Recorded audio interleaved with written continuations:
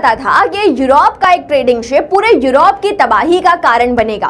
तो आज हम बात कर रहे हैं 1347 में यूरोप में फैली एक डेडली एपिडेमिक ब्यूबोनिक प्लेग यानी कि ब्लैक डेथ के बारे में, जिसने पूरे यूरोप को कब्रिस्तान में बदल दिया। तो हुआ कुछ यूं कि जब 14th सेंचुरी में यूरोपियन ट्रेडर्स सिल्क रूट और सी ट्रेडिंग रूट्स के थ्रू एशिया के साथ ट्रेड कर रहे थे, तब यही ट्रेडिंग शिप जब यूरोपियन कोस्ट पर लौटा तो इस शिप में से उतरी सिर्फ यूरोपियन ट्रेडर्स की लाशें और कुछ इन्फेक्टेड चूहे। अब इन्हीं इन्फेक्टेड चूहों की वजह से ये बीमारी धीरे धीरे पूरे यूरोप में फैली और जिसकी वजह से यूरोप की अप्रोक्सीमेटली 1/3 पॉपुलेशन का खात्मा हो गया। अब अगर हम इस बीमारी के सिम्टम्स की बात करें तो इसके कारण देखा गया the swelling in the lymphatic nodes in the areas of the armpit, neck and groin.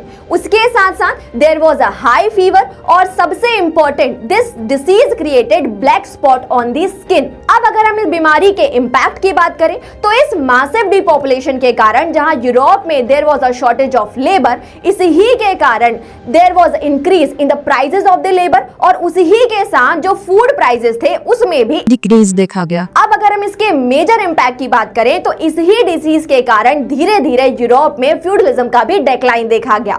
अब आप मुझे बताइए कि ऐसी एक बीमारी आपने प्रेजेंट टाइम में कब देखी हुई है।